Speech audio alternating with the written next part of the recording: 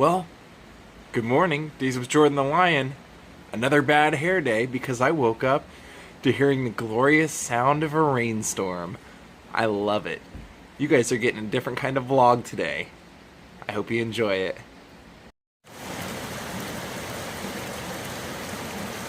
This is as close to torrential downpours as we get in Los Angeles.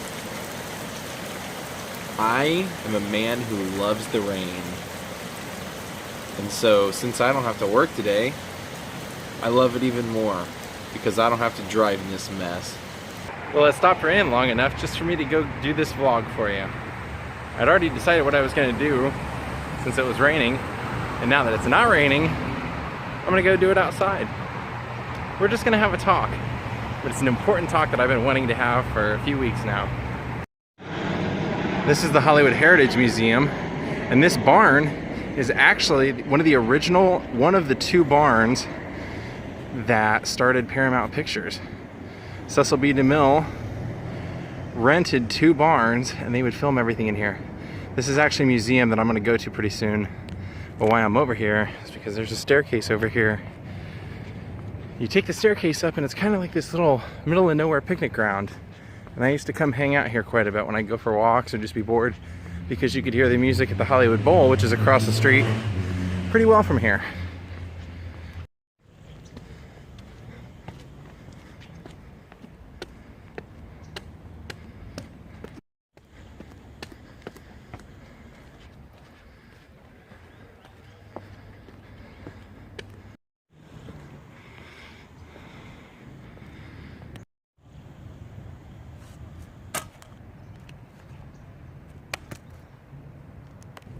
Alright guys, well, today was supposed to be a rainy day, and then it cleared up and it got sunny, and then it got gloomy again.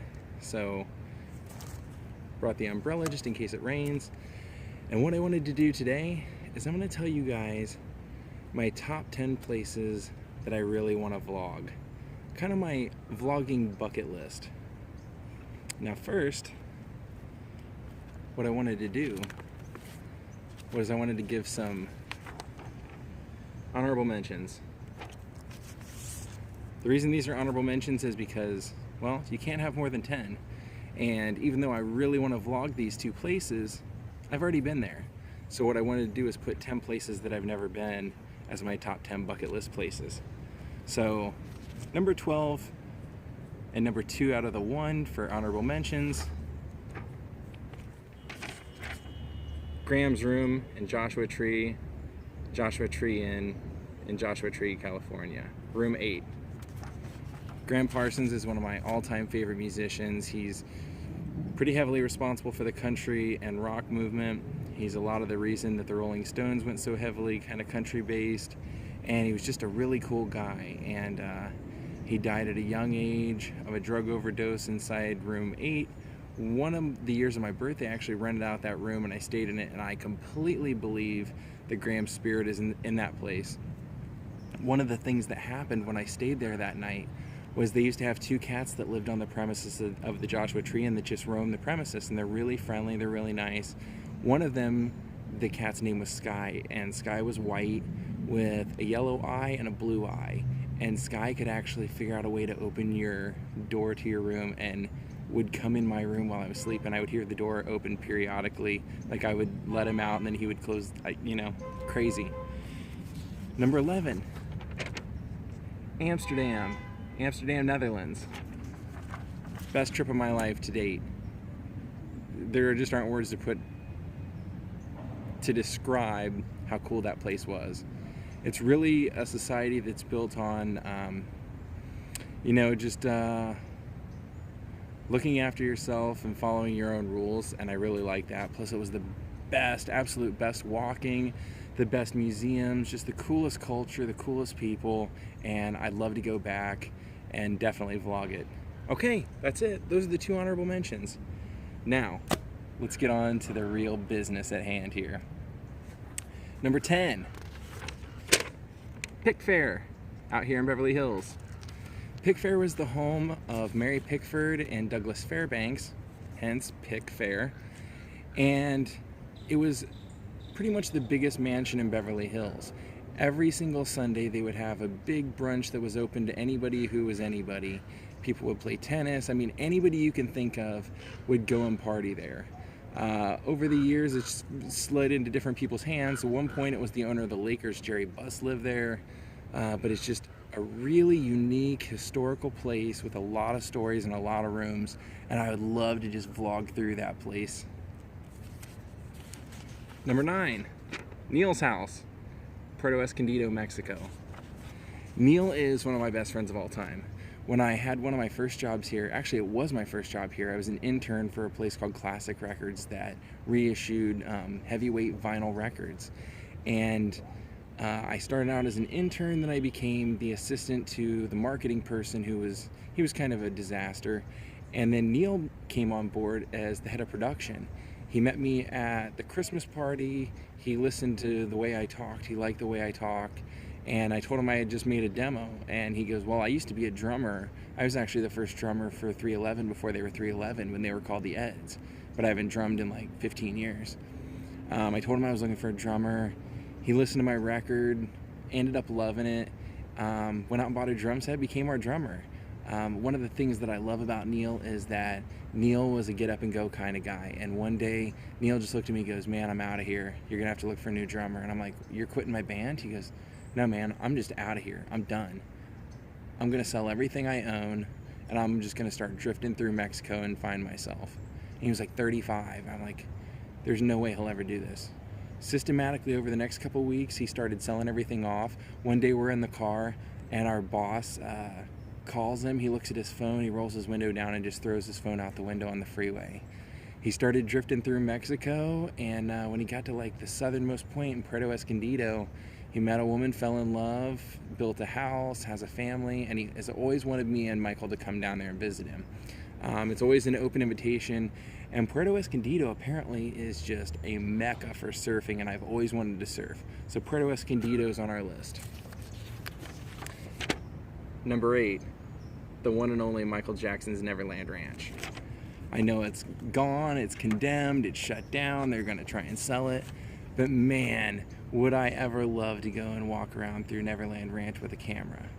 I may be one of the few people who, I mean, a lot of people still love Michael Jackson, but I'm one of the few people who, one of my jobs was working with somebody who knew Michael Jackson extremely well.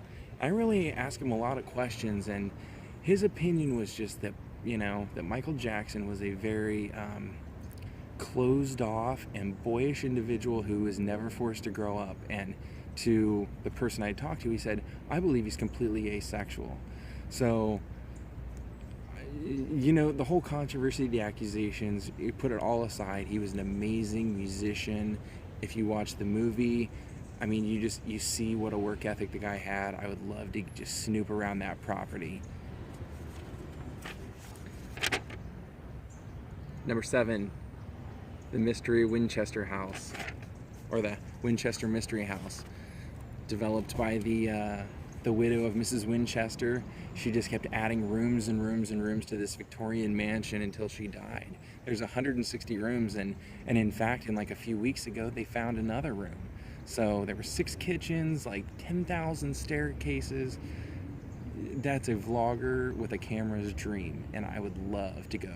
It's in San Jose. It's not too far. Some of these, like, I would say like 4 or 5 of the things on my list are actually within driving distance. Kind of a long drive, but they're within driving distance.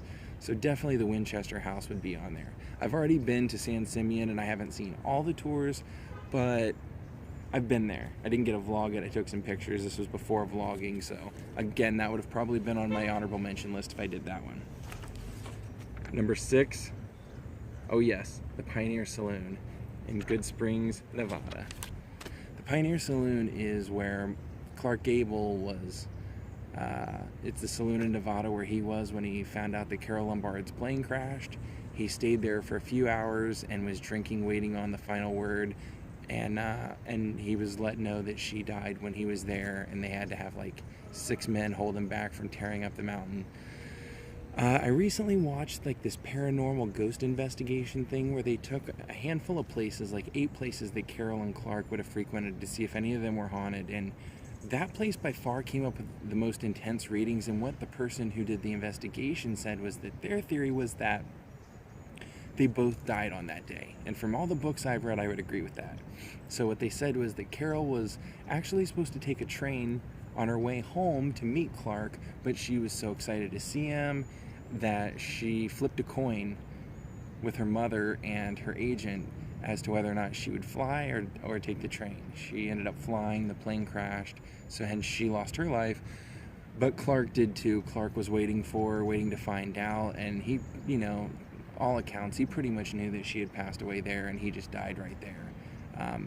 And all the reports are that the rest of his life he lived extremely recklessly, drank heavier, smoked heavier, would race his motorcycle crazier, race his cars faster. He joined the military and signed up for bombing missions.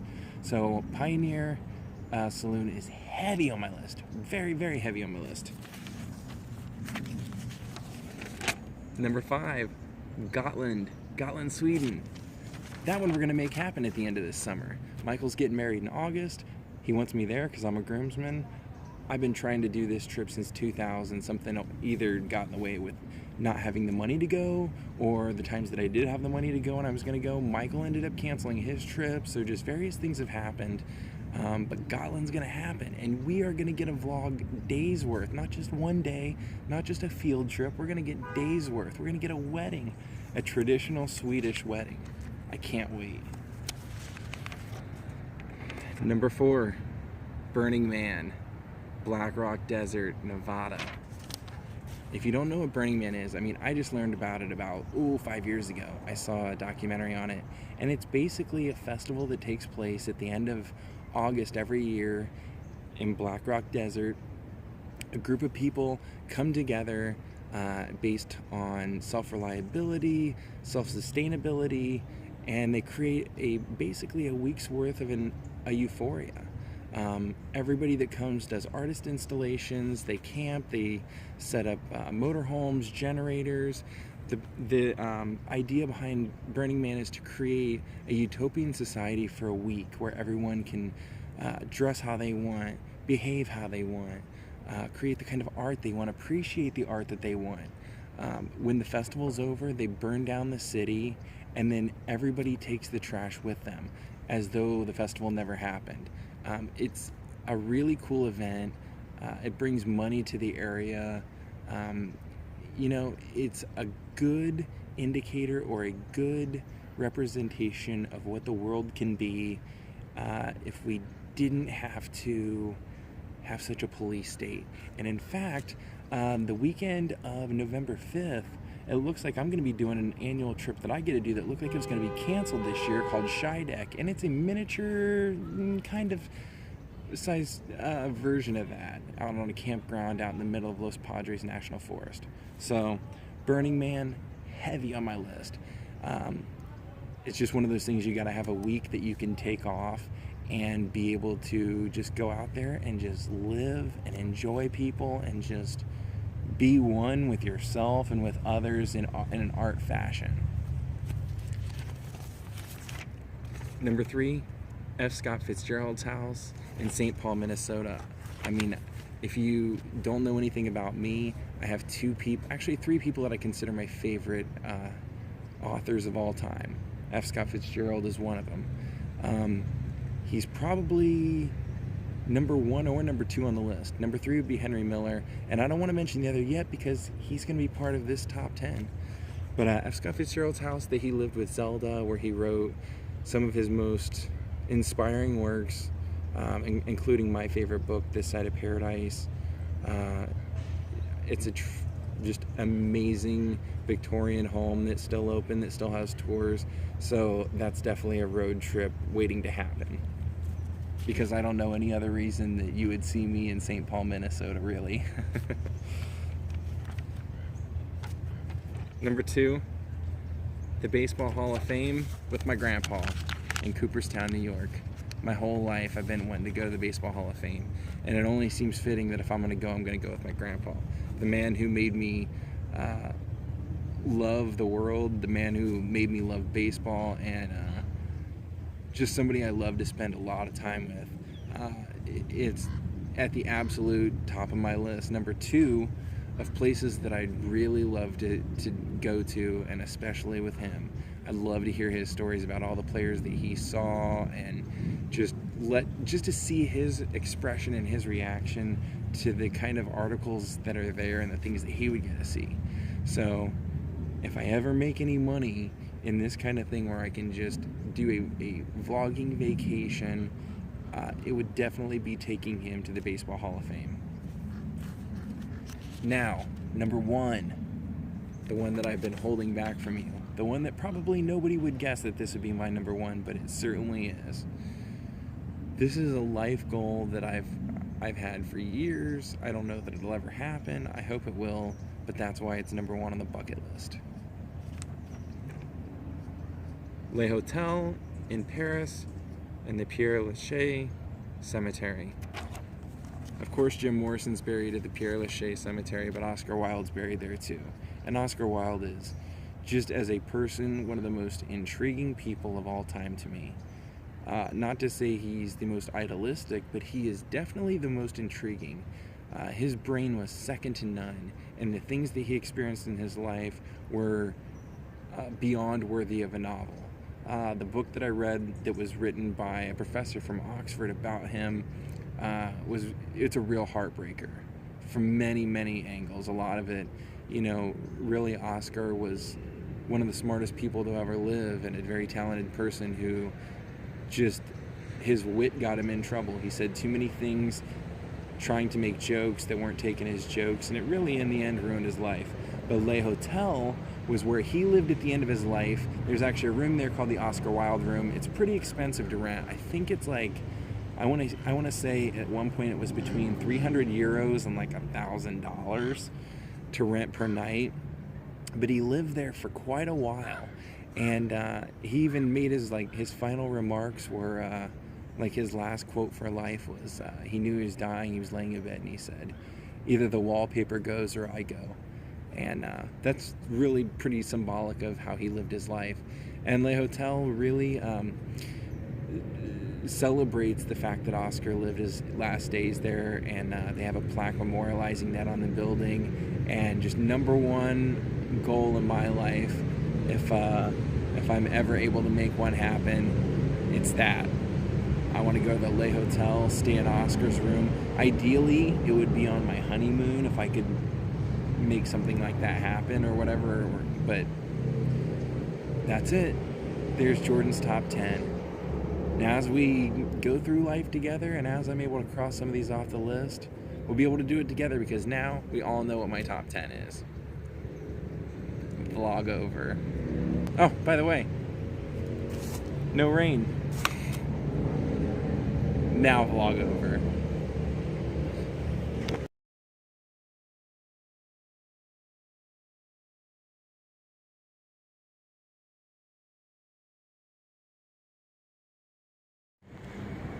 Ooh, lucky.